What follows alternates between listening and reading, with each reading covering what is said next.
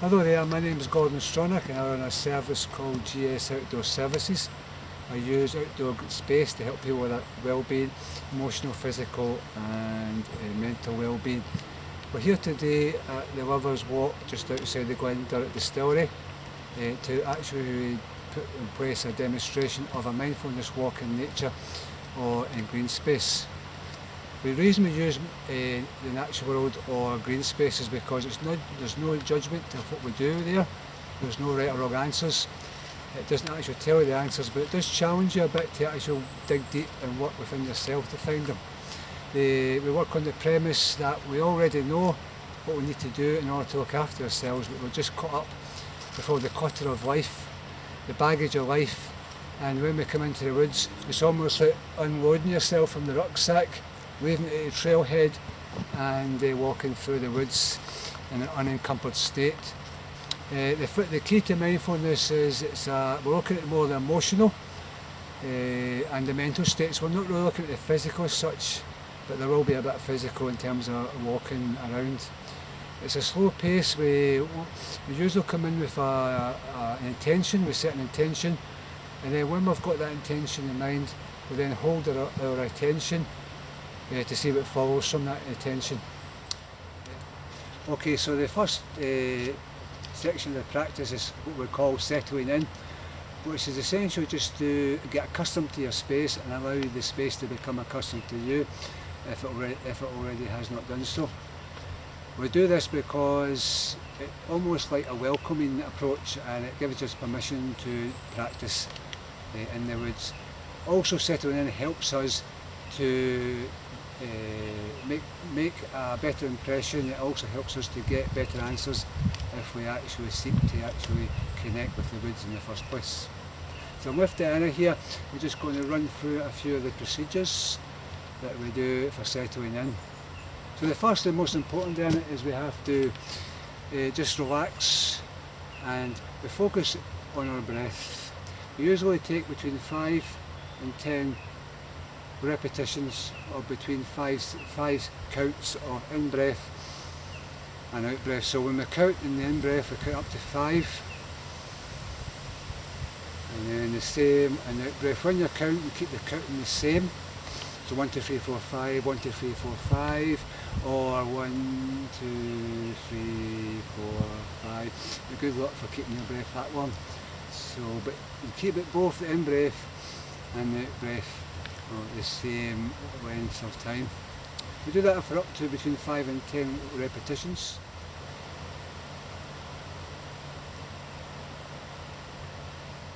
And then what we do is we actually ground ourselves. Generally speaking, we can get something that attracts our attention in the woods, part of the woods themselves.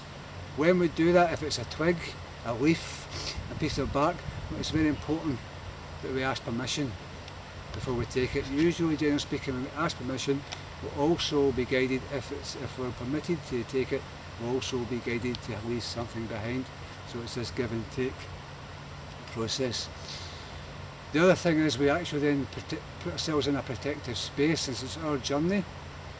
So we imagine that we're in a bubble or a bell jar or something with a balloon, something that's protected for you in our imagination, that nothing else can get in, it's just you and you that are doing this journey, because mindfulness is a personal journey.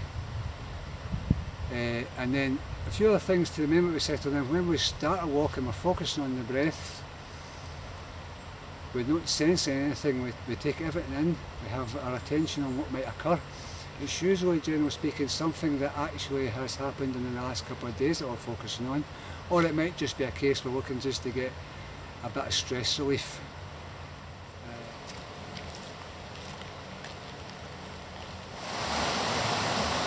Okay, so here we are at the turret burn. Just a quick introduction to the water aspect of mindfulness. Water is a key aspect when we're walking the woods. In fact, woods and waters are the two integral parts of well-being and health. Water is known to actually restore properties within the body. It helps bring the body back into balance, and it's also good for detoxification.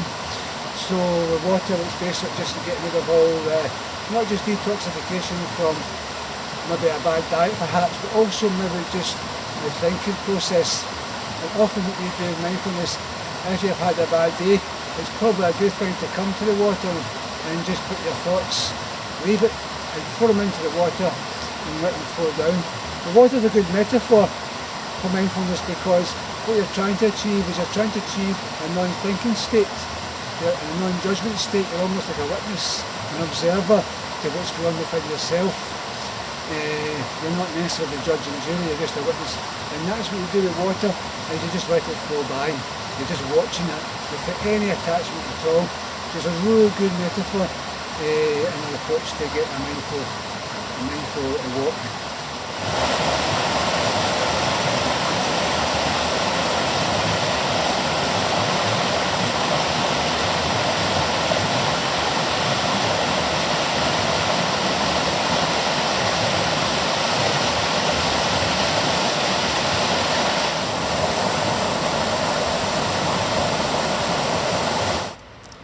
Okay, so the final part of the process is the review or reflection.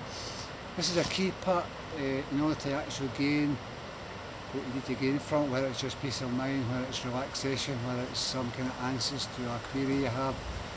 It's important when you finish the mindfulness session and when you're heading out, you don't just abandon this process, because this is where it keys into what you need to do afterwards. Another important part of the review and reflection is to actually try and establish a procedure which will continue the process, because this is not a one-off, this is a journey that you take, and it takes many steps to complete it. So it's important to have a plan in place to continue with this after you've viewed these videos. One of the things about the reflection is to record what's come up for you. Usually it will be something that's happened within the last 2 days that you need to pay attention to. We usually ask 3 questions to ourselves, not necessarily needing to express the answer out with ourselves, just to hold it as a thought in our head and our heart. And the 3 questions are: what happened today? What's happened? How do you feel today? That is any reflection on what happened yesterday. How do you feel today? That is any reflection on what's happening now. And how do you feel today of what might happen in the foreseeable future? And these questions just basically toy with in your head. They basically help to actually establish a bit of a rapport with the outdoor space you've just come out of, and then hopefully establish a connection that you want to go back and work with later on. The key to mindfulness is practice, practice, practice. We also have some journals here. I recommend, personally, I use a journal that is plain paper, because it's a dynamic process, quite sporadic. If you're going with the flow. If you use an old-fashioned jotter with the lines across, you tend to find you're stuck and you're kind of penned in to the way the lines are working, and that's not necessarily a good thing.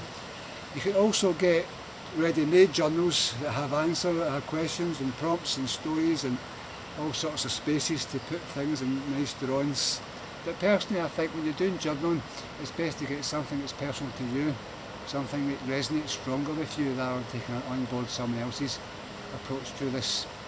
And the key to always make sure you reflect and review often and pay attention. We've set the intention to pay attention to what happens next. So as you do your reflection procedure, watch what happens in the next 24 to 40 hours in your dreams, maybe in your work. Things will happen that will actually get the signal to you that you're on the right path with this. Okay, so thank you for watching. Hopefully you got something from today's video.